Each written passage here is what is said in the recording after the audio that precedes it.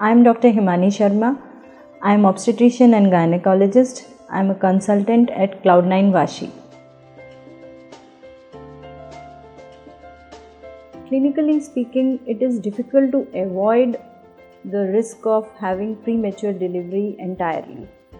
There are certain measures actually which we can take to decrease the risk of premature delivery, and here comes the role of periconceptional counseling.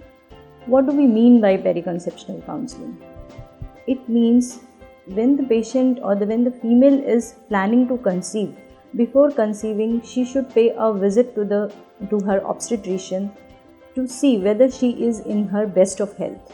So the only benchmark is that all these high risk patients, those who have a risk of developing premature delivery, they should conceive when they are in their best of health. So in their periconceptional counseling sessions, the things which are of most importance are, first of all, it's the weight of the women. The women should not be underweight or overweight, because both leads to premature onset of labor pains.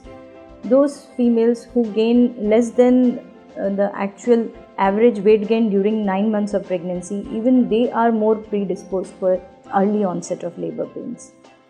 Secondly, if there are any associated medical disorders like high BP or high sugars, that has to be taken care prior to conceiving.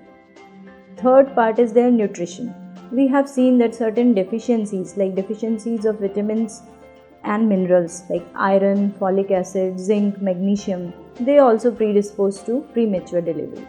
So these deficiencies have to be corrected to avoid premature delivery. Third, in the periconceptional counseling session, if we see that the patient has a previous history of premature onset of labor pains, then we should go through the previous history and see what was the cause lying behind.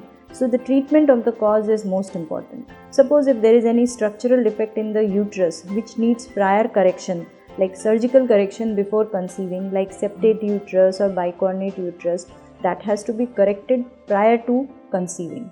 Secondly, if there is cervical incompetence, then we know that this patient can again land up in premature delivery. So patient has to be followed up very closely during her 9 months pregnancy.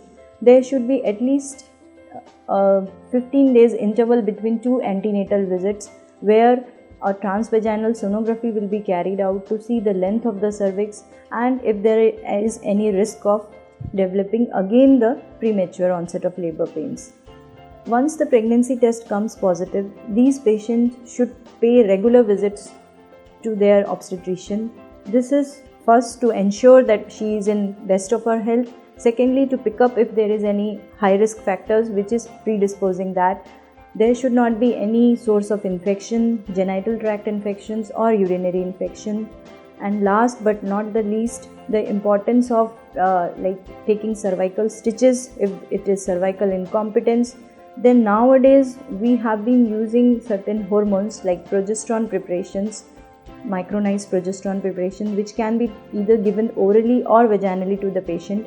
They help to keep the uterus relaxed and they delay the onset of labor pains. So vaginal micronized progesterones are very effective in delaying the onset of labor pains. Then quitting smoking, stopping drinking, all these are general measures which involves lifestyle changes which has to be told to the patient.